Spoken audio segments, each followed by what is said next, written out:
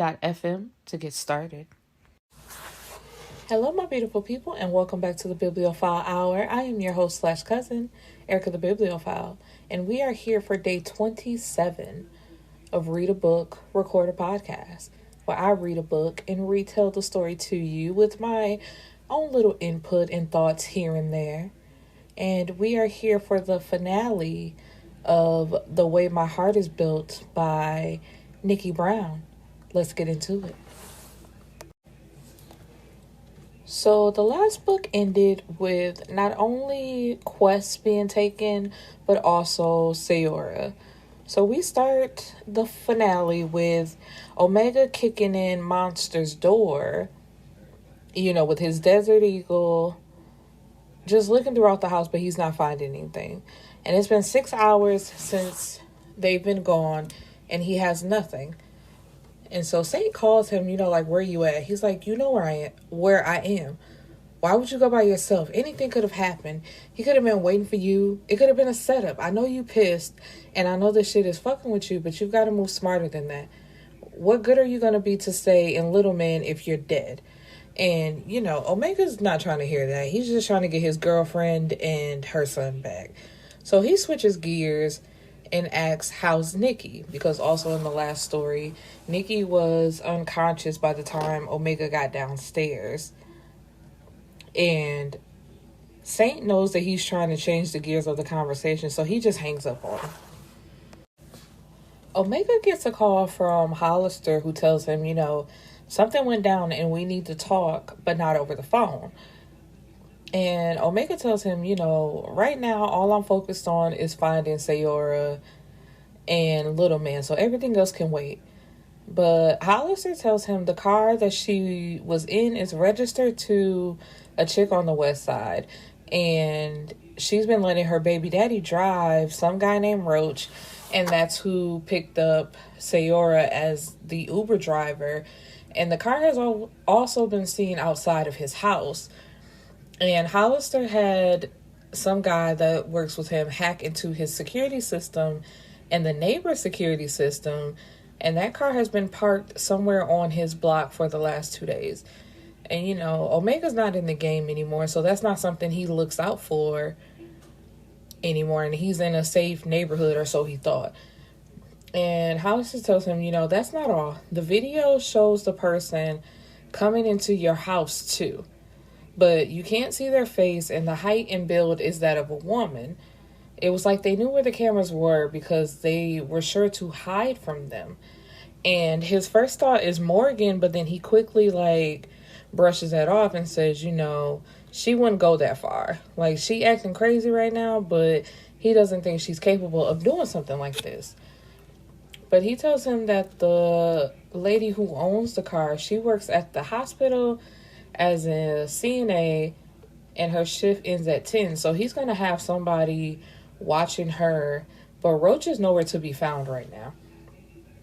So Omega gets off the phone with him, and he pulls up to the car wash, and he sees Monster's car in the back. So he comes in guns blazing, hoping to find something.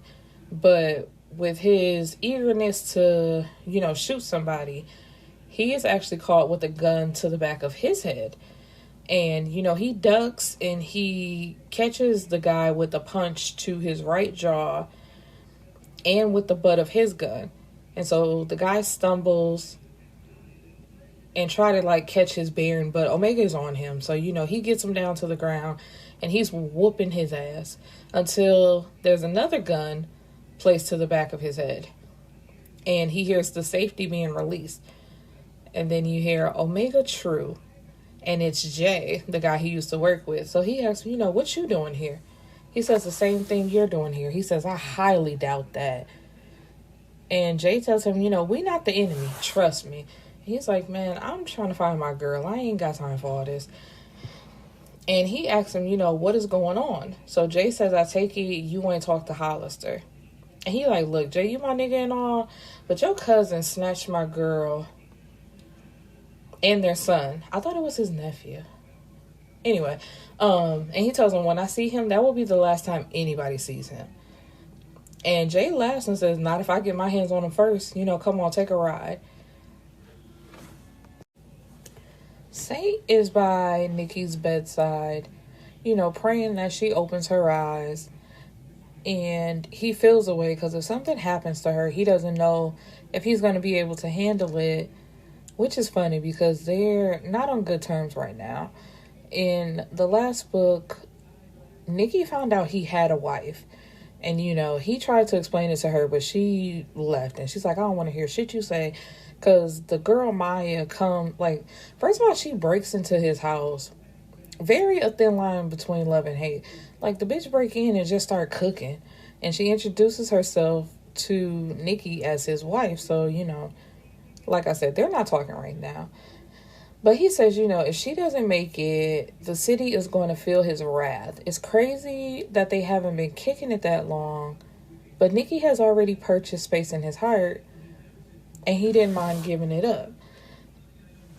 And when his phone rings, he has to step out for a second. And Brielle tells him, you can actually leave.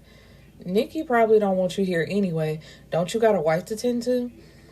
And he's about to snap back, but he looks at Brielle and knows that her anger is misplaced. She has one sister in the hospital and the other one is missing. So it's just like, nigga, you really can't say nothing to her right now. Let her say whatever little slick shit she want to say and keep it moving. And he answers the phone thinking that it's Maya and says, you dead ass got a death wish. But it's not Maya, it's Omega. And he says, that nigga killed my mom. And he's like, what? And Omega says she wasn't shit for some of the things she did, but she was still my mom, and I loved her. This shit is foul, man, on top of everything else. And you can hear the tremble in his voice, so it's just like, man, he's about to snap pretty soon. So he asks him, where you at? And Omega tells him, no, stay with Nikki. I ain't gonna rest till I find this motherfucker. And everyone associated with him is gonna feel me. And Saint slams the phones down and he punches Nikki's door. But right as he does that, Nikki doors flies open and Brielle comes out screaming, I need a doctor, I need a doctor, she's awake. So he goes back in and he tries to reach for her hand and she jerks it back. And she can't really speak, but she can speak well enough to tell him to get out. And he tells her, I'm not leaving. Me and Maya are divorced. She was just trying to get under your skin. Don't let her fuck up what we got going on right now. We need each other. Don't let that mess with us. And she tells the doctor, I want him out now. So the doctor turns to look at him, but Saint tells him, fuck that and fuck you too. Do what you got to do and I'm going to be right here when you do it. And so Nikki just starts screaming, get out, get out, get out. And he's like, man, chill. And so the doctor says, I'm going to have to ask you to leave before I have to call security. Do I look like I give a fuck about security? And again, Nikki is just begging at this point, please leave. Go to her. We're not married anymore. She has your last name. But she doesn't live in here. And he's pointing to his heart. This is reserved for you. I just need you to hear me out. And she doesn't say anything. And as he's heading towards the door, she says, it was Morgan. And he stops dead in his tracks. So Missy is with Ian, being held up somewhere. And they're having sex. And Ian tells her, I want to remember every nook and crevice of this pussy. God damn, you got some good ass pussy. I'ma always remember this pussy. And she has to stop because it's just like, why are you saying this in the past tense and studying his word? And so when she asks him that, he looks at her, he turns it around on her.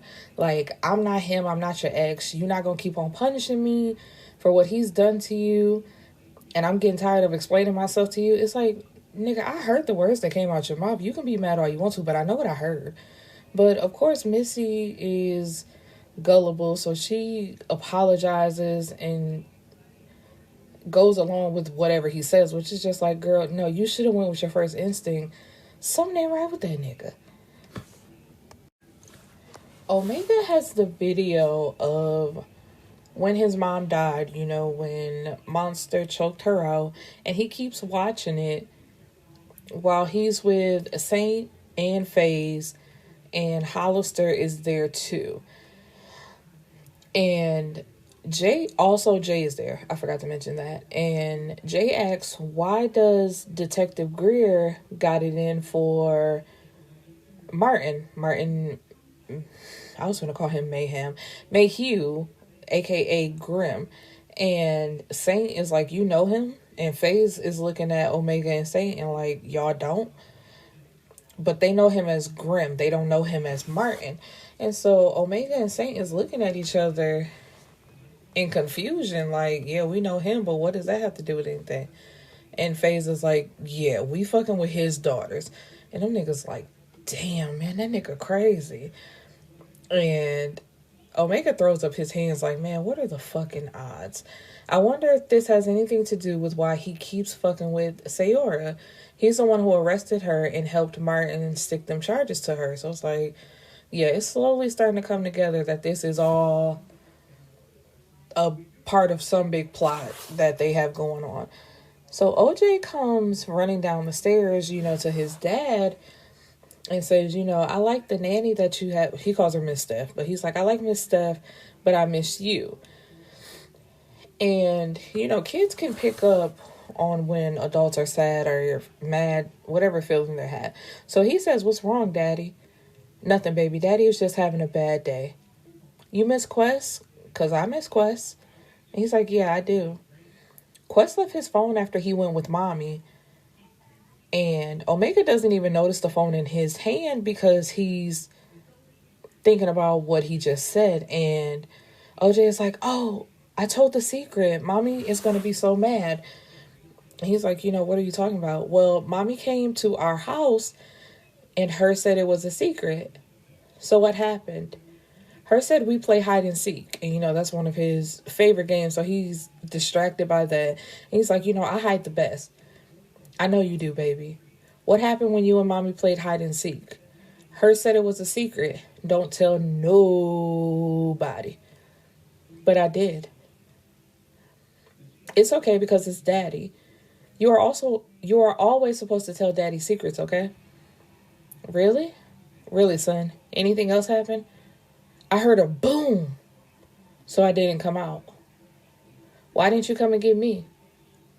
And OJ shrugs his shoulders, and he said, then he asked, did Mommy hurt Nikki? And Omega just sends him back upstairs to play because he doesn't want that on his conscience. It's just like, thank you for telling me, sweetheart. Now go back and play. And Hollister walks in the room and says, my connect just called and said that old girl just left work. He doesn't know why, but she rushed out of the hospital and she's on her way home. So they're about to go over there, but Omega asked Hollister, how did you get that video of his mom? Because it's real clear, up close and personal. It's not a security camera type of video. And Hollister just tells him, I can get my hands on anything. But this was a part of a special gift for Sayora. It just turned out to be more than we knew. And once everything comes full circle, I'll tell you more about that. So the girlfriend comes home and she's just running her mouth on the phone. And they're sitting in her house waiting for her. And she thinks they're there to rob her. They're like, man, we don't want your money. Where your boyfriend at? And so she says she doesn't know anything. He took her car and she ain't seen it. And they tell her to call him. And she calls on speakerphone, but he doesn't answer. But Omega has a gun to her head like, you better make something fucking happen and get him on the phone. So she texts Roach and says, I had to get my mama's car so that I could go to work this morning. I'm calling the cops right now. And when he gets that message, then he wants to call. And he like, why you tripping? I'll be home in like 5. But then you hear a kid's voice in the background. And C asks him, is that a fucking kid? And he's like, man, I'm trying to get us some money. The shit I got to do is going to run me for at least 10 bands. Give me a few hours, all right? Then I'm going to take you on a dope-ass vacation. Just me and you. And for some reason, this puts a smile on her face. And It's like, girl, you dumb bitch. You was just so mad. You know he be cheating. You swore you just told these 4-5 niggas that you were done with him and all that shit. But as soon as he tells you that he's about to make some money and he'll take you on a vacation, you just forgot about all the shit you just said. And she's like, oh, really? And it's not till she hears somebody pressing the gun up against her head, she remembers the reason for this phone call. It's like, girl, how can you forget? You got a gun pointed at you. But anyway, they hang up the phone and she's like, please don't hurt me. He's like, man, ain't nobody gonna hurt you, but keep your mouth shut or you die. So they walk out the door and Saint's like, man, that's a snake ass bitch. I knew I should have killed her. And Jay tells them, it's already taken care of. So when they turn back to the window, they see somebody step up behind her and pull her away. And all Jay says is, no witnesses. Monster has been held up in Brandon's crib ever since he killed Omega's mom. And right now he is currently having sex with Rochelle. And Brandon busts in the room and Monster says, you can't knock. Motherfucker, this is my crib. I ain't got to knock, but fuck all that. You need to wrap this up. Word on the street is your shorty is missing and the streets think that you behind it and the city is looking for you. One of the niggas I just made a beat for works for Saint. Said that Nikki is in the hospital and someone knocked her ass out and snatched Quest from Omega's house. And Saint got a price on your head. But that's the least of your words. Martin Mayhew just touched down and put out the word that if anybody sees you, to bring you to him alive. And he's like, I don't know what you got going on, but you need to figure it out and get this figured out. And so he calls the detective because he's thinking, who could kidnap my son? And as soon as the detective answers and he says, there better be a good reason for you calling me. He's like, man, you took my fucking son. And the detective starts laughing and says, do you have any proof of these allegations? And he's like, man, where the fuck are you so I can get my son and get out of here? You don't have to worry about me or him anymore. We done with all this. And there's silence for a moment. Then the detective tells him, I'll call you with a location in a couple hours. And then Rochelle gets up for some reason and says, I'm going to go. It's too much going on. And I can't lose my license over this. Whenever your life calms down, call me and I'll travel to you.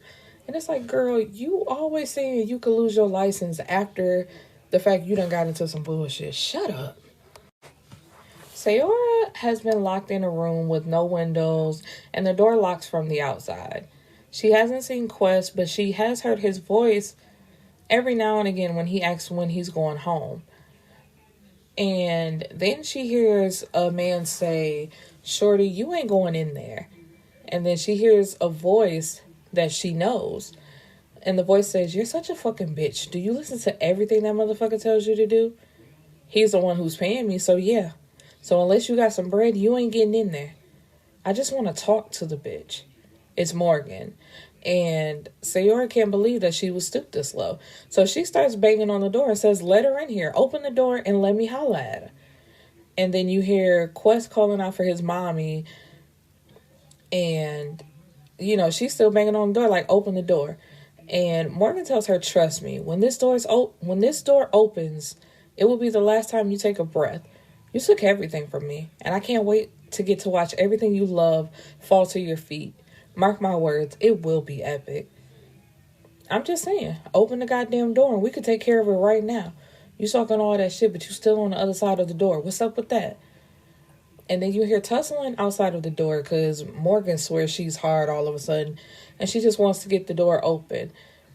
And the guy, Roach, asks Morgan, why are you even here? I'm about to call Greer. Greer's the detective's name. And he's like, man, that nigga ain't paying me enough to deal with this. And he tells Morgan, my mama didn't raise me right, and I hit bitches. So if you put your hands on me one more time, you ain't gonna have to worry about, old girl, I'm gonna lay your ass out. And it's quiet for a moment. And Sayora says, can I see my son? But he doesn't answer. So she goes back to sit on the little cot that she's there on.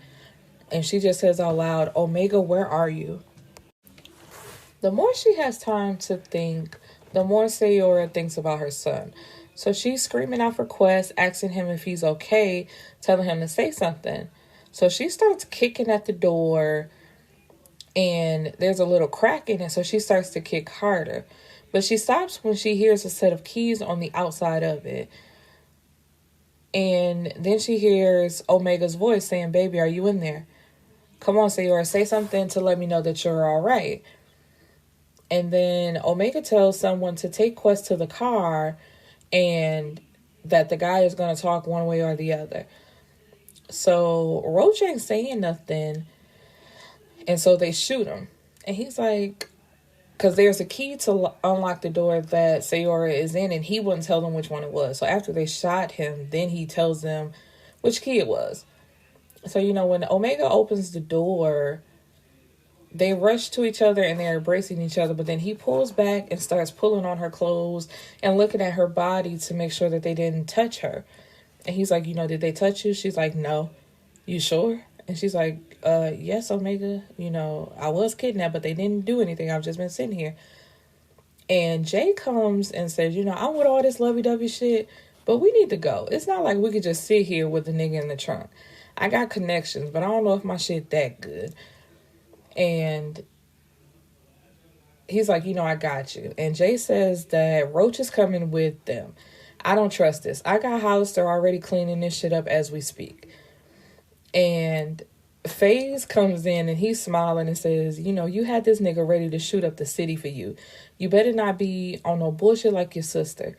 You got a good one. Do right by him. And so then she looks at Saint, like, is Nikki? And he says, yeah, her mean ass is okay. She's still in the hospital. And they're going to keep her overnight for observation. And he tells her, call her. She has her phone. And that mean ass pregnant one is with her. And FaZe tells him, man, watch your mouth. I could talk about her, but you can't. He's like, man, if you don't come on here, don't be mad at me because you impregnated Satan. And Omega promises her, this will never happen again. And I put that on my life.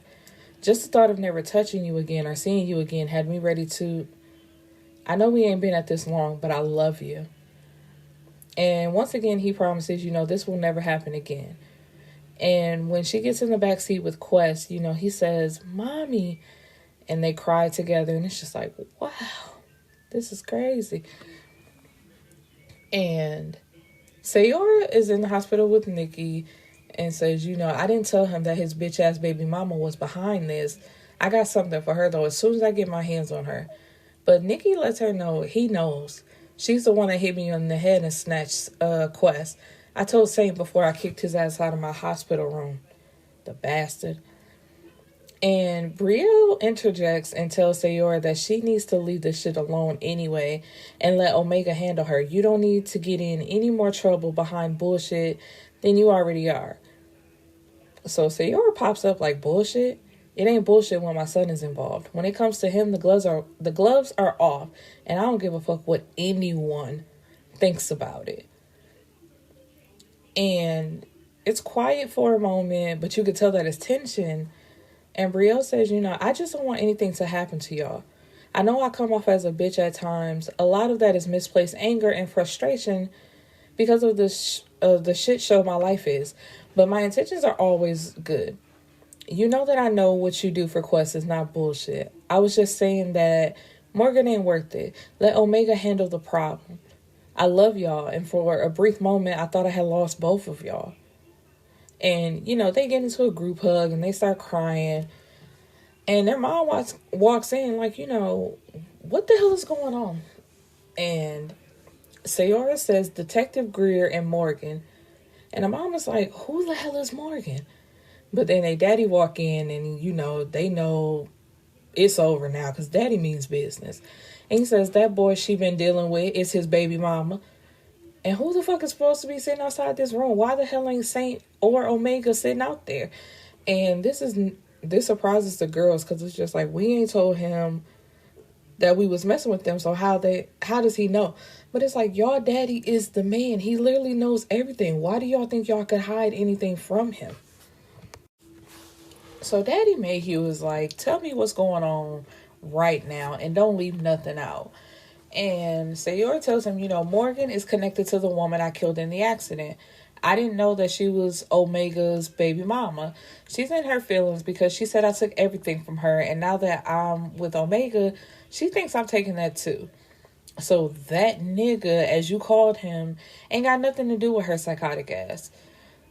And her dad says, that nigga should have been with you. I would have never let your mother go out alone knowing she had an enemy out there.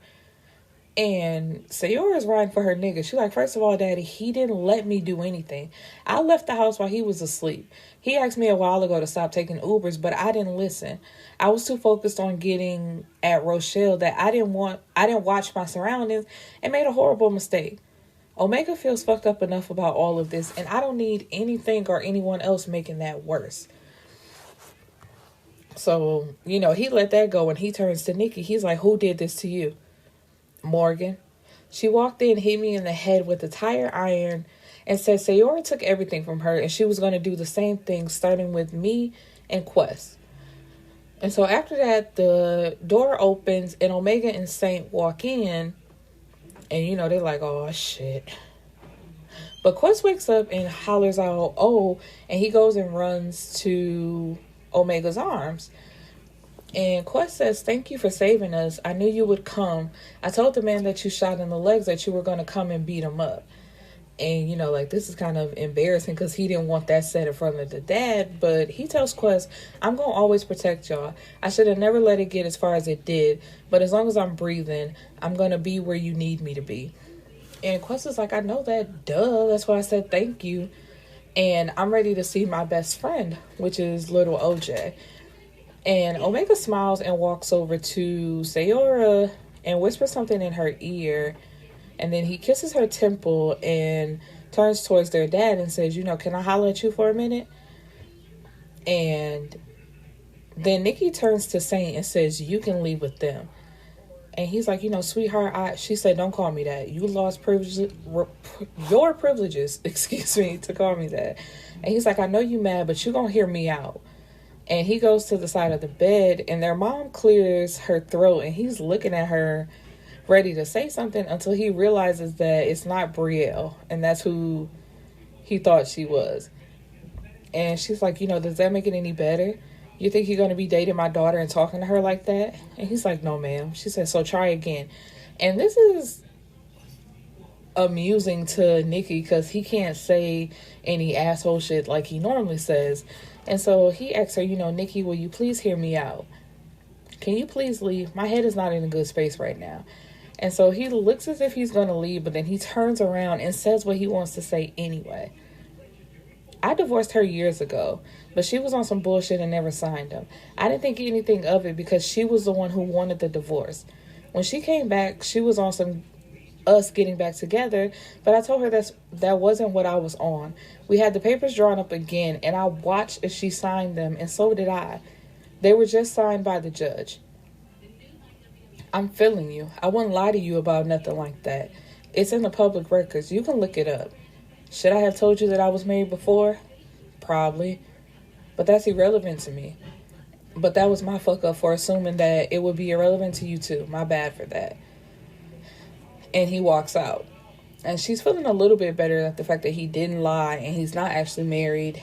And Mama Mayhew says, well, if it's any help, I kind of like him. He doesn't take shit from anybody, neither of them. They both remind me of your father. And so before their parents went on a little vacation to Florida, Brielle was planning a sit down to tell them that she was pregnant. So when the mom looks at her and says, what did you have to tell you? She says nothing. Let's focus on Nikki and Sayora right now. Then we'll talk about that later. So that causes them to laugh because it's like, yeah, bitch, you hiding, but okay.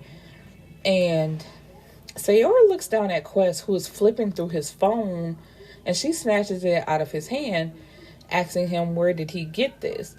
And he says, I told you that was my daddy's friend. I took a picture of his shirt because I wanted to see what it says. And so when Brielle sees it, she says, I can't do this. And she gets up and run out of the room. So Quest says, did I do something wrong? And Sayora has to tell him, no. The man on that shirt did something bad to your Aunt Bree, and it makes her upset to think about it. And Quest says, oh, so I'll just get Omega to shoot him, and then everything will be all good, right? He only shoots bad people. And it's just like, boy, boy, boy. So Brielle is standing outside of the hospital room crying, and she's about to have a panic attack.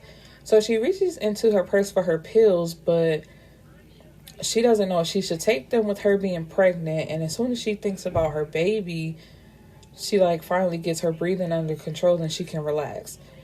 So Sayora comes outside to check on her, and Bree just says this can't be happening. We don't even know what that means. Don't let it take you there. How can you say not to let it take me there when that's what changed my whole life? He took everything from me, and you're telling me not to take it there? And, you know, whoever the Detective Greer guy, he has on a shirt with a picture with an R.I.P. Gary on it. And, you know, it's like whoever Gary is, he ruined and did something to Bree. And, you know, after whatever happened, her dad came home and told her that she didn't have to worry about Gary anymore. And she thought her life would move on, but apparently that's not the case.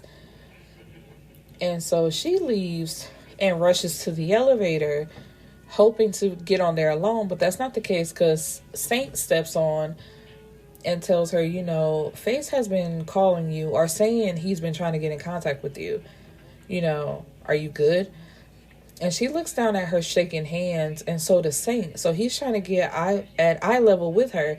And she says, you know, I'm fine. I'll call Faze now.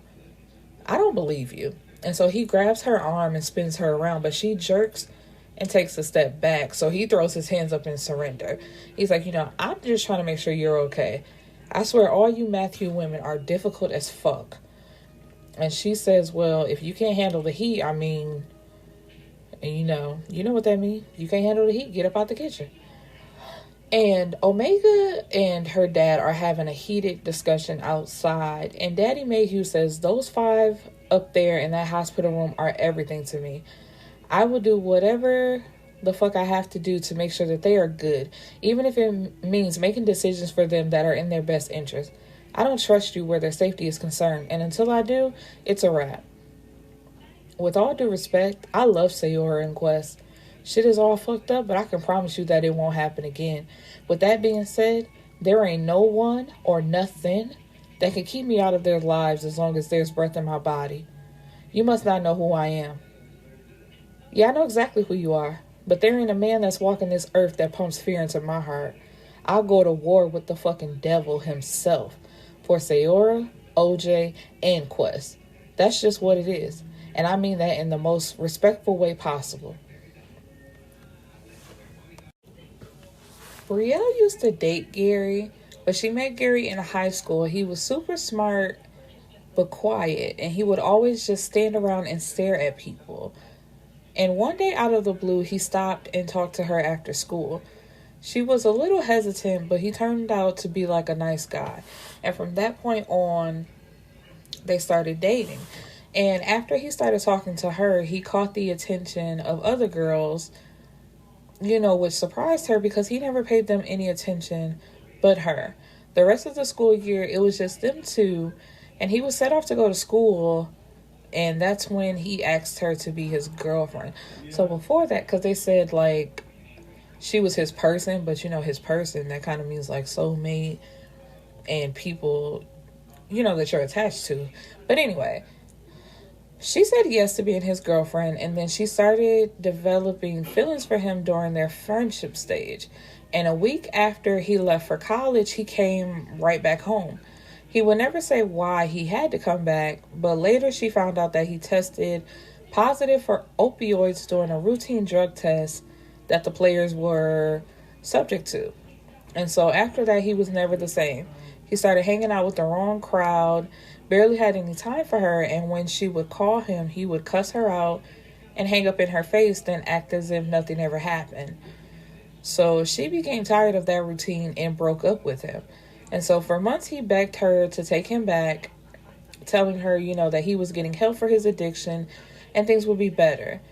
And she had just gotten to the point where she was doing fine without him. and she didn't want to put herself back in that cycle. So he invites her to his apartment so that they can talk. She had a gut feeling not to go, but at the end of the day, they were friends and she loved him.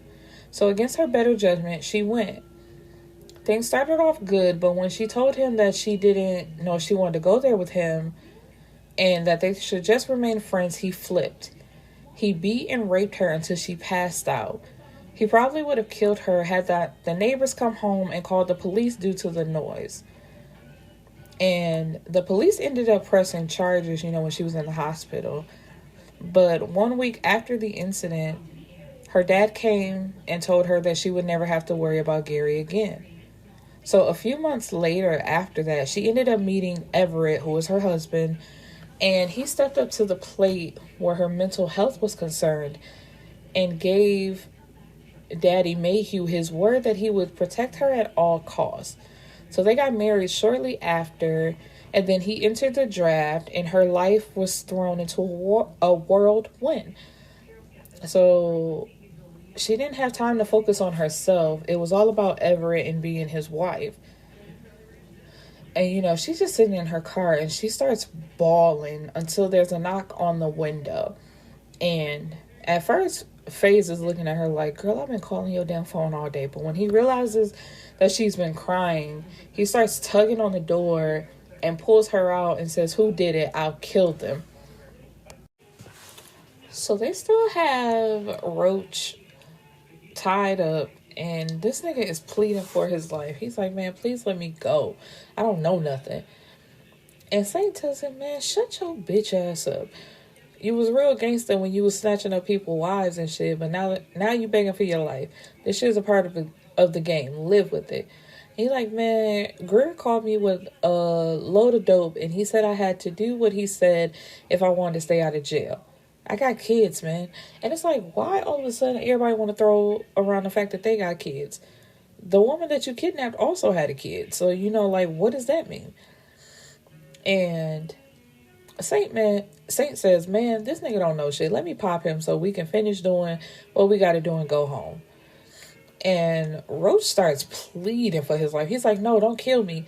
The house that we were at, that ain't his house. I know where his real house is. That was just a place he meets his CIs. He's like, I could take you there. And Hollister comes in with a guy who looks as if he's Indian and says, no need for that. Ian already got all that information. So Omega walks over, to him and puts 2 shots into his head. And Hollister introduces the guy as Ian. And he says, this is my guy that makes everything happen. And so Omega asks right away, if you don't mind me asking, how did you get that video? So Ian points to his bag and pulls out a black jewelry box and tilts it to where he can see it. And Saint says, man, that's one of them stupid ass infinity necklaces that all of the women want from Zales or some shit. And Ian says, that's what it's supposed to look like. But each diamond in this necklace is a camera with audio. And, they don't believe it until they can pull it up. And the necklace that Omega is looking at, you can look right up his nose. And he says, the goal was to use this to get information on Monster to help Sayora's case. But like I said, I play to win. So I made sure that I can win every case that comes across me. What we didn't know is that we were going to come up with something like this, but I'm glad we did. And he tells him, I got somebody sitting on Greer's house. We called up to the precinct, and he's not there. So as soon as we hear anything, you'll be the first to know. Monster, Morgan, nothing on Morgan. And Ian interjects and says, yet. She's been dealing with a ball player, and he just flew into Charlotte. So if we can find him, I'm guaranteed we can find her. And if not, I'll put a few people on it. There isn't a soul walking this earth that I can't get my hands on. And so he says, Monster. And Hollister tells him Jay wants to handle that. He killed my mother. I know. And so does Jay. You'll get the call as soon as we have something. Go home. No, go get your girl and go home. He's like, man, I'm not going back to the house. And I'm damn sure not taking my family. So Hollister gives him a key to a condo that he has and says, here, you can stay here for a while. And Omega tries to refuse, but he's like, sometimes you just need motherfuckers in your corner for shit like this. It doesn't make you less of a man to accept a little help. Your family is the most important thing right now. Focus on them and let the people you pay a lot do what we do. Sayora gets up in the middle of the night and she hears sniffling at the end of the bed. And Omega is crying. He hasn't really had time to mourn his mom because he was so focused on getting her and Quest back. So now that he has them back safe and sound, it finally hit him that his mother's gone. Like, he knew eventually she was going to die from drugs, but he figured it would be an overdose instead of someone actually killing her. So Sayora consoles him, and they have a conversation, and then it turns to the talk of Morgan, and Sayora says, I'm gonna handle her. But Omega tells her, no the fuck you're not. You're gonna take care of our boys. I got her. I got everyone who thought it was a good idea to come for mine, and at this point, no one is safe. When it's time for Nikki to be released from the hospital and she goes home, she comes home to a vandalized house. Someone has TP'd her house and spray painted home wrecker across her front door. And she immediately calls Saint and tells him, get to my house right now.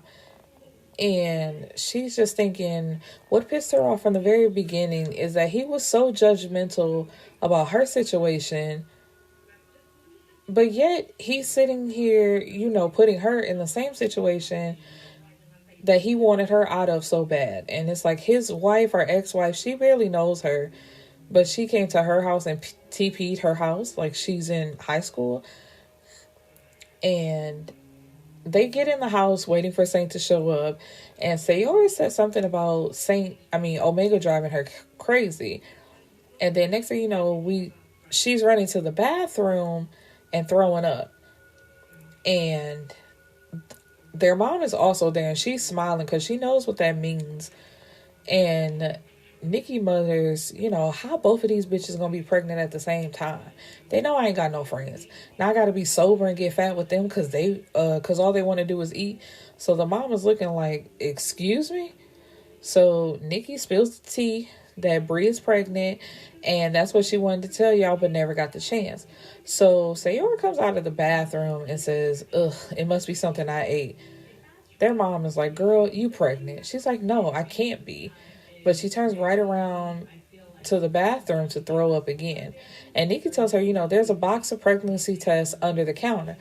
And the mom was looking at her like, a whole box? And she's like, well, I was with Brandon.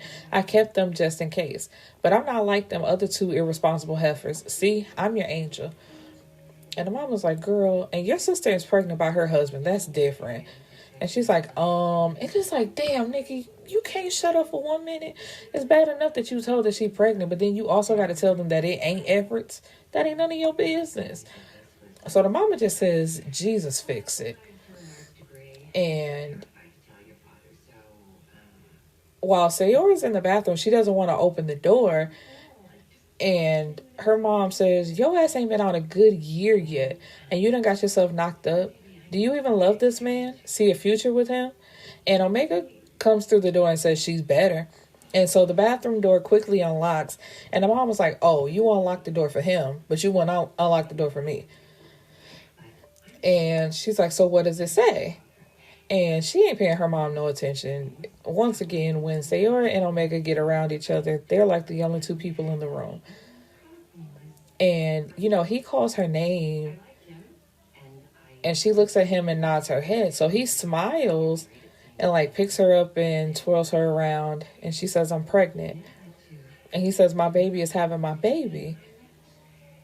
And he looks at Sayora and says, I love you. She says, I love you too. So Nikki all up in their business, almost some aw. And then she turned around and sees Saint. And so the smile on her face quickly turns into a frown. She says, and you tell that bitch. But as soon as she gets started, he grabs her and puts his tongue down her throat. And Nikki says, you need to tell your wife to stay the fuck away from me and my house. Because if I get my hands on her, I'm fucking her up on sight. And he's like, man, she ain't my wife. I told you that. You're my wife. You just don't know it yet. And she's like, man, I don't even know if I can trust you right now. And that bothers me. So until I feel I can, there's nothing more that we can do. And all he says is okay. And he's like, for now, you need to get my house fixed and tell that dissy bitch to stay away from me. So he reaches into his pocket and pulls out some papers and hands it to her. And he tells her, I got Maya. She won't be a problem. And I got a guy coming to clean up your house. Somebody was watching your house in case something happens. Oh, no, somebody's like watching her house now in case anything happens. So he's like, I got to go. Call me if you need me. I know you won't because you don't listen, but we're going to talk about this. I'll let you decide if you want to do this the easy way or the hard way. And so Omega also comes out and says, I got something to handle as well. The boys are with Steph. And stay with your sister and your mom until I get done. There's a guy out front in a black Suburban. He can take you wherever he go. Don't get into any more Ubers. And she's like, man, I know. I got it. He says, man, lose the attitude. I'm just trying to keep you safe until this shit blows over. And so they both head out. And they're like, what are the papers that Saint gave you? And it was his divorce papers. And that puts a smile on her face. Morgan calls Detective Greer pissed off that Sayora was found and, she's no longer in his custody. And they began working together when she showed up to the police station pissed off that Sayora was getting out of jail or she got out of jail. And he pulled her into his office and they had a conversation. And she told him that she still had a key to Omega's house, which I find to be very foolish. Because I don't care. As soon as we break up, locks change. You have no more access to nothing. And that sometimes be the problem with these niggas. Y'all think y'all untouchable. You raise your voice a little bit and you just think that's it. Like, nigga, if I got a key to your house, I'm still coming in. So anyway, that's how she got in and she still knew anything. I mean, like codes or where the cameras was. And it was easy to get in and get out. But Gary was Detective Greer's son, so any chance he can have to take a shot at Martin Mayhew, he's going to take it. And so, he had planned on using his connections to help Gary stay out of jail, during the trial of him being accused of raping and beating Brielle. But, of course, Gary was found dead a week later, and there's no leads on his case. And so, he moved to Charlotte to basically do whatever he can to bring Papa Mayhew down. And Monster helped him, stick it to Martin by telling Sayora that they had information on him murdering Gary and that they would go public if she said anything. So, with the connections that her dad had back then and still do have, and like he told her to be quiet while she was in the hospital, she could have gotten off. But after hearing that her precious father would be in jail with her, she laid down and just took the plea. And this is what I don't understand. Because as a dad who's in the drug game, but that's also the daddy's fault. It's like, if you're going to be a part of this life, you can hip them to what's going on without making them be a part of it. Because you trying to keep it away from them. Look what happened. All they had to do was tell her, we can send your dad to jail too. And she just laid down and take the time. It's like, you ain't got no faith in your daddy and what he does. It's almost like you don't believe that he has the connections that he has. And you just laid down and took the time. But anyway, I was going to call him Doctor. Detective Greer is walking up to his door, so consumed with the thoughts of Papa Mayhew, he says, I wish the motherfucker would just die already. And someone comes up behind him and says, you first. And it's Papa Mayhew with a gun to the back of his head. And Detective Greer tries to move his hand to get his service pistol. And Papa Mayhew says, I heard you were looking for me. And he brings his gun down on the back of his head. And he snatches the detective's gun from him and tells him, open the door. Detective says, fuck you. Cool. And the gun comes down on his head a few more times before he blacks out. Monster shows up to Detective Greer's house later that night, thinking he's gonna run up on him to get his son back, but he is actually confronted by a gun. And he turns around to the voice of, "Nephew, what's good?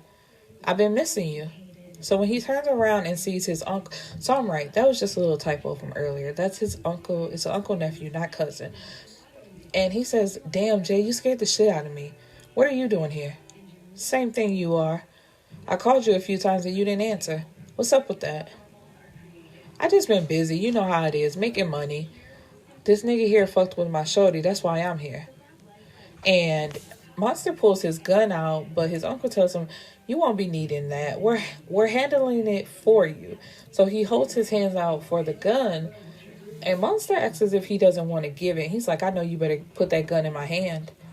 And now Jay has his gun at Monster's temple, and he's trying to calculate if he has enough time to raise his gun before he's shot, and he doesn't. And so he tries to play it off like, "I'm out. I'll deal with this another time." "Nah, nephew, that ain't gonna work either." And he chuckles, and then he's joined by someone else, and it's FaZe. And when he sees FaZe's face, he knows it's the end for him. And he's like, "What's going on? Some heavy shit if you don't put that gun in my hand. You're starting to piss me off." And knowing that he doesn't have a choice, he puts the gun in Jay's hand, and Jay nods for him to walk further into the house. And when he gets into the living room, he notices that Detective Greer is on the ground, not moving. And suddenly he's attacked, and it's Omega. Omega not letting up. He giving him straight punches. He is whooping his ass. But Jay says, "Damn, can I holler at him first before you kill him?" And for a minute, it seemed like Omega was not going to stop. And Jay tells him, like, "You're going to get to kill him. Just let me talk to him first." And it's like, he says, "He killed my mother. He kidnapped my girl and my son." And that's the only thing that pissed Monster off. He's like, "That's my son. No matter if you kill me or not, he's still mine." And Omega says, "Nah, he's mine. And when I marry Sayora, I'm changing his name. I'll make sure he don't even remember who the fuck you are." And so anyway, Jay asks, "All I want to know is, how can you set your family up?" So Monster tries to lie, and he's like, "Man, don't even try it.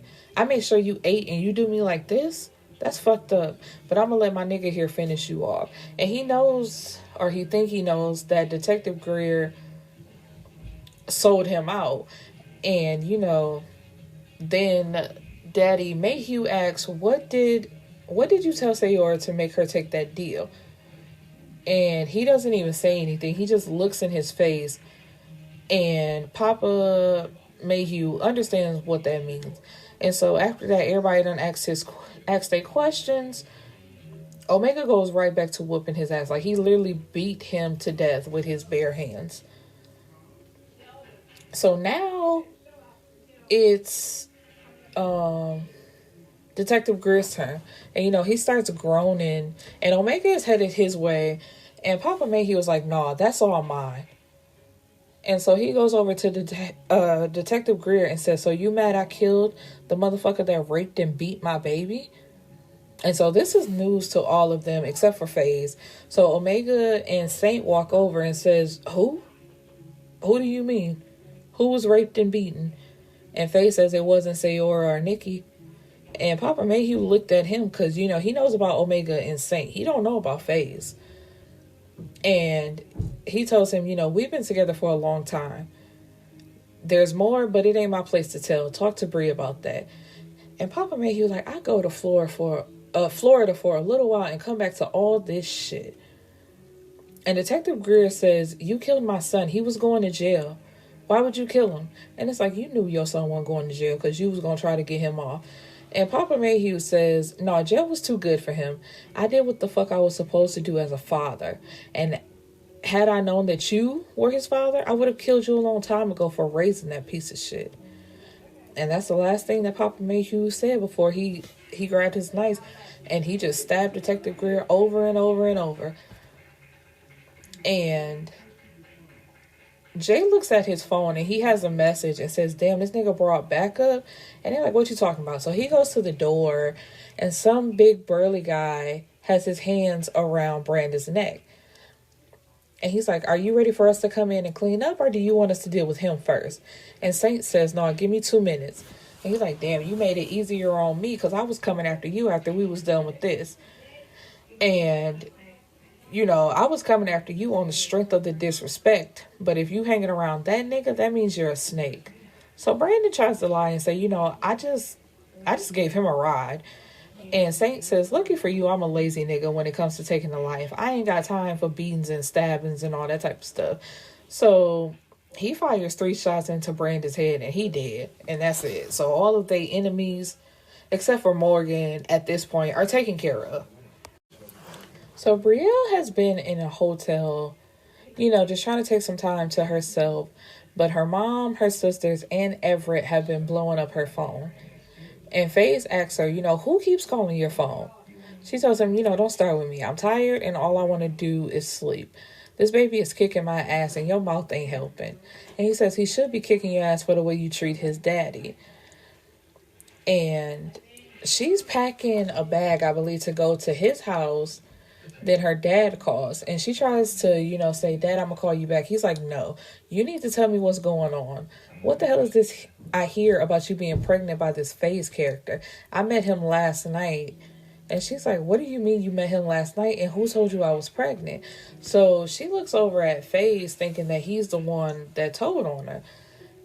And her daddy says, don't worry about how I know. Just know that I do. I don't know what's going on with you and your sisters, but I need to see all of y'all. And don't make me call and ask again. So as soon as her dad hangs up, you know, she's on FaZe's head. Like, are you serious? You told my dad about me being pregnant while you were out with him doing God knows what? You had no right to do that. And FaZe tells her, you know, first of all, you need to calm down. I didn't tell your daddy nothing.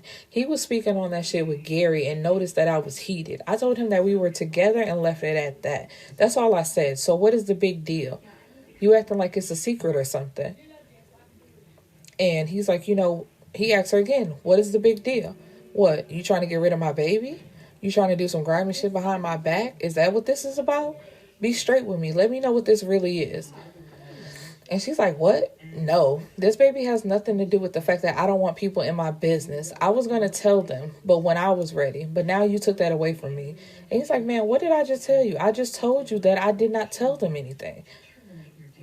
And, excuse me. And he's like, you know what? This ain't got nothing to do with your dad, does it? And she says, I don't know what you're talking about. All right, Brielle. So he walks over and gives her a kiss and then grabs his keys. And she's like, so you're mad at me because I don't want my family in my business? I'm so confused. And he's like, man, stop playing with me. You're worried about the motherfuckers who treat you like shit. You're trying to keep this from your husband, the one you're always crying to me about. And she says, you know, that's not fair. You knew I was married. I'm trying to make the best out of this situation. I'm going to tell him, but I owe him the decency to hear it from me. Owe him? You don't owe him shit. For years, you let him control you and fuck around on you. For what? Because you were comfortable in the cushy lifestyle he provided? That's a lie. He was there for me during the one of the worst times of my life. I can't say fuck him. He said fuck you when he had that bitch in the house you shared. He's been said fuck you, but here you are ready to give up what we got. Something real. At least to me it is. What do we have, FaZe, besides this baby? And as soon as she says it, she regrets it. And she's like, I didn't mean that. He's like, nah, you good. All I ask is that you don't keep me out of my baby's life. Don't mess with me on that. Or I'm going to turn into a completely different person. And she's like, you know, I would never do that. But you're taking what I said the wrong way. He's like, nah, I heard you loud and clear. And she's like, you know, you act like I'm the only one with bullshit going on. You got a line of bitches just waiting for you, and you expect me to be okay with that? That's the same kind of situation. I don't know if I'm mentally prepared to deal with that. And he's like, man, you sound stupid as hell. Do I have a past? Yes, I do. But think about that. How long have you been here? Has my phone rung and I've not answered it in front of you? Has a bitch ever walked up to you and confronted you about some shit when it comes to me? I've been with you every day unless I'm working. Have I not answered the phone when you called? Even after you've pissed me off? Think about that, Bree. And when you figure it out, I'll be at home. And so as he's leaving, Everett is coming through the door and he's like, who is this? And FaZe looks at her and then he chuckles and then he knocks Everett the fuck out. And her hand flies to her mouth as he just casually walks over him and walks out the door. So she yells out FaZe, but he doesn't even turn around. And Everett is groaning on the floor, but she just closes the door and, basically walks away like, man, fuck him. So Nikki is sitting in between Bree and Sayora as their dad is standing in front of them, basically about to cuss all their asses out. And he's like, so both of y'all are pregnant. And he's like, I don't even know what to say about this. Because he was saying how, when. And he's like, you know what? I don't even want to know all of that. Then he looks at Nikki. He's like, what do you have to do with this? She's like, nothing. I'm not pregnant. I'm good. And then Sayora says, Omega is Nikki's boss. I met him. Dad, like, I already know all of that. And they start a little mini argument. She's like, you not finna blame this all on me. I'm not the one that got you pregnant. And their dad cuts them off like, y'all are my babies. I don't care how old y'all get. Y'all will always be my babies. I want what's best for y'all. Y'all can't fault me for that. And Sayora says, Daddy, I know you met Omega in a messed up way, but I promise he's what's best for me. And he has to let them know that Gary was the detective's son and he grew up with his mother, so he never put the two together. He didn't see a reason to. And he's like, yeah, so it was me that he had the problem with, and I'm sorry you had to go through all of that because of me. I hate that for you. And Sayora says, no, absolutely not. I won't let you take on that burden. You can't control the actions of no one but you. You did what you did to protect your family, and so did I. And he's like, what are you talking about? Greer told me that he had proof that you killed Gary. Said that Missy and Monster gave it to him. And if I didn't take the plea deal, that they were going to use it against you. I could have gotten out of it, but I stayed to protect this family, and I would do it all over again. So, they have a little group hug, family moment, and everybody tells their story. Well, no, it's Bree's turn. And, she's running down everything that happened. And Daddy Mayhew says, I'm going to kill him. And she's like, no, Daddy. When I told him I was pregnant by another man, it killed him. The look in his eyes made all the shit I dealt with better. Oh, excuse me. And so Nikki asks, so what are you going to do about FaZe? I love him. I just need to fix me before I can give all of me to him. And she's like, did you tell him that? No, not yet, but I will. If he loves me like he says he does, he'll be patient while I figure things out. I want to be with him, but I don't want our situation to end up bad because I'm still living in my head. And her mom says, that's right, baby. If a man loves you, he'll be there for you in your storm and hold the umbrella while you fight through it. But he can't do that if you don't talk to him about it. And Daddy Mayhew just has to say something. He's like, and divorce that motherfucker ASAP. And Brielle says, Sayora already hooked me up with her lawyer. And he's made a few guarantees, so we'll see where that goes. And Sayora assures him, she's like, Hollister is the shit. We got court next week. Monster won't show, and he'll press for me to get full custody. And I believe him. He ain't failed me yet. So Nikki kind of got away scot-free because the Sayora and Brielle situation is so heavy. Ain't nobody asks her no more questions. But she gets a text message from Saint asking her where she is. Don't make me come find you. But she doesn't answer. He's like, you know what? Don't even worry about it. So after they leave their parents' house, they go to phase 2, which is FaZe's bar and grill on the other side of town. And when they get there, Saint is in the parking lot talking to a woman. And when she gets there, she sees who the woman is. And so she says, really, Saint? And then she goes for the woman, Maya, and says, you think you cute, bitch? You think fucking up the outside of my house was a good idea? And she starts whooping Maya's ass. And Saint is trying to pull her off when he yells out, oh, fuck. And he has a knife wound in his arm, and Maya is standing there with a pocket knife. And he tells her, like he pushes her back, but, excuse me. And Nikki slaps him. But, he just stands in front of her like, you ain't moving, so you might as well pipe down. And so he puts a gun to Maya's head because, it's still broad daylight outside. And Maya tries to run, but he catches her by the back of her shirt and brings her back. He's like, what the fuck did I tell you? Why are you making this so hard? We haven't been together in years. And you pull this bullshit? Because I still love you. You never had time for me and made me feel like shit. But you're ready to give this bitch the world. I saw you with her. I've been watching you. Walking through downtown Charlotte. We never did that. You doing shit with her that you never done with me. I don't give a fuck about that, Maya. You wanted a divorce and I gave that to you. I didn't want a divorce. I wanted your attention. And it's just like, sis, you just couldn't say that? You don't... But see, that'd be the problem with ultimatums. You got to be prepared for the answer either way that it goes. And you weren't ready for the, okay, here go the divorce. And so, at the end of the night, Sayora and Brielle still trying to fight. But you got FaZe and Omega like, man, if y'all don't go sit down somewhere. And, Omega and FaZe are checking on Saint to make sure he's okay. And FaZe says, man, these fucking Mayhew women are going to be the death of us. And he looks at Brie, but he just takes off into his restaurant and doesn't say anything to her. So her feelings are hurt. So Brie jumps in her car and takes off. And Nikki is trying to leave, but Saint makes her get into the car with him. And they go back to his place. And, he goes up to his bedroom to take a shower.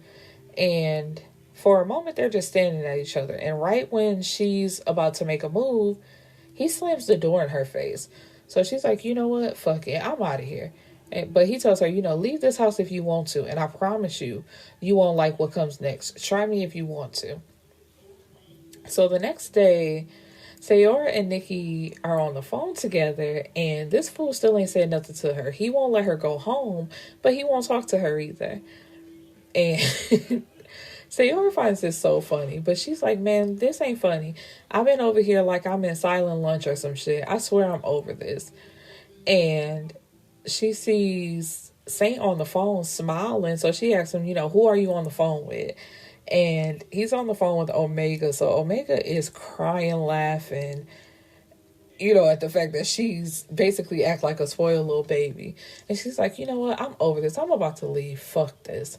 So Saint says try it, and she's like, man, he's so childish. I'm over it. It ain't my fault that bitch cut you. You mad at me because you need stitches? And he tells her, but it is your fault. I told your hard-headed ass about reacting, didn't I? You went into that shit not knowing what the fuck she was capable of. That knife was meant for you, not me. What if she would have stabbed your dumb ass? That's your problem. You always on that rah-rah shit. And Sayora asks, is he gonna let you come to lunch with us later? She's like, man, he don't tell me what the fuck to do. But she had to whisper it, though, which made Sayora laugh even harder. And she's like, you know what? I'll see you at 3 and good luck in court. So they go to court and they want to know, like, who's the lawyer. And when Hollister tells them that it's still probably Rochelle, and it's like, bitch, didn't I threaten to take your whole life away if you didn't stop trying to represent Monster? I mean, he did anyway, but anyway. And Hollister tells him, I just didn't want y'all to be blindsided by anything, but she is taking over the case. And he tells her, there are 2 ways we can go about this, and it's up to you how far it goes. So when they're in court, Rochelle tells the judge that her client had to leave town because he was threatened by Sayora's father, and she would like to ask the court for a continuance to locate him. And she says, this case was put on the docket at the last minute. I only got the notification last week and have been unable to reach my client about this motion. I have reason to believe that something happened to him. So Hollister interrupts and says, Your Honor, this is a court of law and not a place to be throwing around wild accusations with no proof. Mrs. Tilly has already crossed some very thin lines when it comes to the law in this case. For her to go this far is absurd. And, so the judge asks, do you have any evidence of what you're saying? The last time I spoke with my client, he said that he was going to have to leave Charlotte for a while. He told me that his son and his son's mother was missing, and after he found them, he was going to leave town because her father was going to come after him. Missing? I was never missing. What are you talking about? My father hasn't talked to nor seen Monster. You just don't know when to stop, do you? Monster lied to you. He played you. And it's like, girl, you're supposed to let your attorney talk. You ain't supposed to be saying nothing. So the judge says, order in the courtroom. One more outburst and you'll be held in contempt. And he's like, I don't know what's going on, but I'm not allowing it in my courtroom. So Hollister says, Your Honor, this was brought to my attention last night. I think this has a lot to do with all of this. So he walks up to the judge and hands him a folder and says, all of this has been turned into the board along with a few other things. So as the judge is looking in the folder, he keeps glancing up and looking at Rochelle. And when he's done looking at it, he says, in my chambers now. Court is in recess. After they got out of chambers, Mrs. Tilly was highly pissed off. So much so that she was arrested and held in contempt of court. Hollister emailed the documents that he had of all her transgressions, along with the video of her and Monster, to her husband and the board. He was sure that she was about to lose her license to practice law. And so later on, the three sisters are out together while Nikki is drinking, and the other two just have to watch her. So Sayora asks, Saint is still tripping. She's like, girl, is he? Let me tell you what he did last night. So he ain't talking to me. So we went out to eat and didn't say not one word to each other. I was okay with that because we went to my favorite spot and I focused on my food and listening to Equivalent Exchange by Christina C. Jones. I like her books too, but it was the audio. So she says, when we left, I asked him to take me home. But he said no. So we get back to his house and he climbs in the bed butt naked and undresses her and they have sex, and then he turns around and turns his back to her and goes to sleep. And it's just like, nigga, really? That's what you doing? So Missy has been calling Ian for 2 days and hasn't gotten an answer out of him. So when her phone vibrates and she looks at the number, she doesn't recognize it. So she answers and says, hello, who's there? How are you, Missy? How did you get this number? And she says, is there any way to speak to an old friend? I just want a chance to talk to you before it's no longer an option. What do you want? You have your son, you have your man, and you got your life back. Just let the past be the past. Let the past be the past, huh? And it's like, bitch, that's real convenient when it's your turn. You just want her to let it go. It's like, if I had not had the dad that I have and the connections that he have, I could have been sitting in the jail for the rest of my life, and y'all would have been off living freely. Well, not freely, because it didn't turn out the way Missy expected, but it's like, you would have been out free doing whatever that nigga told you to do. And Sayora says, I just got one question that I've always wanted to know. It really doesn't matter either way, but it's just been sitting in the back of my mind.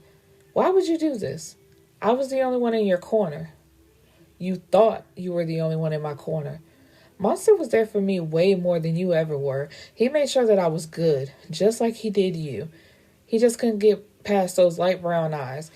You were the poster child of perfection, and he was drawn to you, but I had his heart. You never had his heart, sweetie. You had his dick. There's a difference. If he loved you so much, then why in the fuck would he set you up to go to jail? He could have easily said it was me, but he didn't. So I would most definitely check your theory again. You see where that got him. By the way, nice house. Ian hooked it up real nice for you and the kids. And so Missy is nervous now. She's looking around the house and she runs to the front door and locks it, then does the same to the back. You don't have to lock all of your doors. I'm not coming there. My dad wanted to, but I told him you weren't worth it. And she's starting to realize that Ian is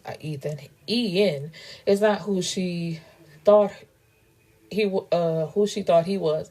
Excuse me. And she says the setup doesn't feel too good when you're the one on the other side of it now, does it? You wanted my life so bad? Now you got it. Make it count. And so she's running around getting her kids, and she's grabbing a duffel bag that she had that she put the money she stole from Monster in. And so she gets in the car and she peels out of the garage. And as soon as she turns the corner, she's pulled over by the police. And for some reason, her heart sinks to her feet when she looks at the duffel bag and realizes that it's a completely different bag than the original one she had. And something just tells her to open the bag. And when she does, it's exactly what she did to Sayora. Is a whole bunch of drugs in there under some clothes. And she starts crying and says, God, no. And when the police get there, they just say, ma'am, I need you to put your hands up and step out of the car. Brielle is meeting with Everett in her hotel room, and she just wants to talk about getting a divorce. And he's like, after everything I've done for you? And she says, this marriage should have never happened, and we both know that. You wanted a trophy, and I needed a savior. We were that for each other. Can't you just agree that it's time for this to be over? And he says, what I can't agree with is that you're ungrateful. I married you knowing that you were damaged goods, gave you a life that little girls dream of, when you would have probably ended up on drugs. And she tells him, you can say whatever you want. This marriage is a hoax. The sex was mediocre. And with all the bitches you got on speed dial, why do you even care that I don't want to be with you no more? And all he's concerned about is his image and how it's going to look on him. She's like, you know what? You can blame everything on me. I don't care. I just want to be over. And he's like, my job is to provide and your job was to take care of home. And she's like, no, my job was to be your fool. When I first met you, it was a horrible time in my life and you were there for me. You made me feel safe, like I would be all right. But the minute we moved, everything changed. You became someone I didn't know and I got lost in the darkness around me. What you went through had nothing to do with me. You wanted to sit around and be depressed and I wasn't going to do that with you. If that makes me a bad person, then oh well. Every time we had sex for a while, you cried. Do you know how that made me feel? That's why I started cheating. And once I started, I couldn't stop. And it's like, really, nigga? And, so she just keeps saying, okay, that's fine. You feel that way. That's cool. I don't care. I just want to be over. And he tells her, you're not getting a dime of my money. And everything that's left in that house is mine. So don't try and get a single red cent. She's like, I got my own money. I always have. You were just too involved with your own stuff to even notice. I don't need you or your money. I just want it to be over. He's like, I'm not paying for the divorce. That's fine too. But when the papers come, just sign them and let us be done. And so, she's packing up her hotel room and she's going to Phases Club to get her man back. And she's ready to talk. But he's there interviewing a woman who's wearing too tight clothes, don't really have any experience, and is basically trying to sell sex. And she busts in like, you know what? I came in here to tell you that I wanted to try. I loved you. I got my bags in the car. I'm ready. But if this is what you're doing, and this is exactly what I was afraid of, deuces. But he runs up behind her like, it ain't what you think it is. And basically, they hash it out as well. And they have a heart-to-heart. And he says, so tell me what you need from me. I need you to hold my hand while I figure out how to cope with everything that I've been through so I can eventually be the woman you need and the best mother to our kid. I'm so scared, I won't lie. But something in my heart is telling me not to run, so I'm not running. I'm staying here to fight this through, and I want you by my side. And he tells her, but you can't push me away, though. I want to be here through all the crazy. So she got her man, and they gonna rock it through. And Nikki and Sayora are getting back to work. And they're talking about, all the drama that's going on. And Anel started working with, I guess, an opposing record company. And Sayora says, yeah, I know. Omega showed me last night after watching Missy get arrested on the news. And Nikki says, what happened to all that negative purpose bring negative results? She said, it still applies. Look at all the motherfuckers that did me wrong. Rochelle is headlining local news. Monster, well, you know how that went. Miss Johnson lost her job, and Missy's about to spend the rest of her life behind bars and away from her kids. They all had a negative purpose when it came to me, and they're all reaping that. What about Morgan? Nobody can find that bitch. I feel like she's hiding somewhere in plain sight. We just don't see her. She's too dumb to leave town. And in her mind, I took everything from her. She's not going to stop until she feels vindicated. And it's like, okay, whatever. So they're having, oh, nope, even before that. So Saint is still not talking to Nikki, but he pulls her into a closet and they finally have a heart to heart and break it down, and they have sex and makeup. But after that, they were literally waiting on them to come out the closet and get to work. So now that Nikki is tired, Omega says, you think I care about you being tired, Nikki, huh? Nobody told y'all nasty asses to be in the damn office fucking. Y'all could have waited until you got home. Now you sitting up here can barely stand up. And Sayora and Brielle are cracking up. And he's like, man, sing the damn song. Yeah, Nikki, sing the damn song. And she's like, man, shut up. Can't we just do this tomorrow? So Omega says, if we do, I'm taking the cost of the engineers for today and tomorrow out your money. I thought so. Sing the damn song. We all been here waiting on y'all. And so then he looks at Sayora and says, you good, baby? She's like, yeah, I'm good. I'm just hungry and I'm ready to go. And he's like, you want me to order you something? So Nikki fell away. She's like, man, why you being all nice to her? If it wasn't for me, you wouldn't even met her. He's like, man, please sing this song so we can get out of here. So all three sisters are singing together, and it's beautiful. They get a standing ovation. They're just so good. So they wrapping it up and leaving. And Sayora is so wrapped up in what Nikki and Bree are saying that she doesn't even see Morgan coming their way until she hears a voice. And Morgan says, so you just walking around here living life without a care in the world, huh? After you ruined everybody's life. But before she can even finish, Sayora is on her head. And Omega pulls her off like, man, what the fuck is wrong with you? You pregnant. She was like, that bitch didn't touch me. I'm good. And my baby's good too. And Morgan is getting up off the ground. And she says, Grit might have failed, but I won't. So she pulls out a gun. And someone says, no, Sayora, watch out. And you hear boop, boop, boop. And Sayora yells because Omega has been hit. And he was hit in the stomach. And FaZe yells out, fuck. Somebody call 911 and don't let that bitch move. Come on, we ain't going out like this. And Morgan is screaming for whoever got her to get their hands off of her. And Sayora looks at Omega and says, baby, I need you to fight. And she's like, no, wake up. It's 2 weeks later and it's time for a funeral. I'm like, I know Omega. No, she did not get Omega. But come to find out she didn't. Omega is still alive, but they are having a funeral for his mom. And unfortunately, she lost the baby, which is so sad because it's just like, he was doing good in the hospital and he was ready to go home and he was acting a fool. But besides that, everything was good. And it's like the first 2 days, Sayora was checked out and they said the baby was fine. But on the 3rd day is when she had a miscarriage. And so, the doctor told them after 6 weeks they can try again, and they decide that they're going to.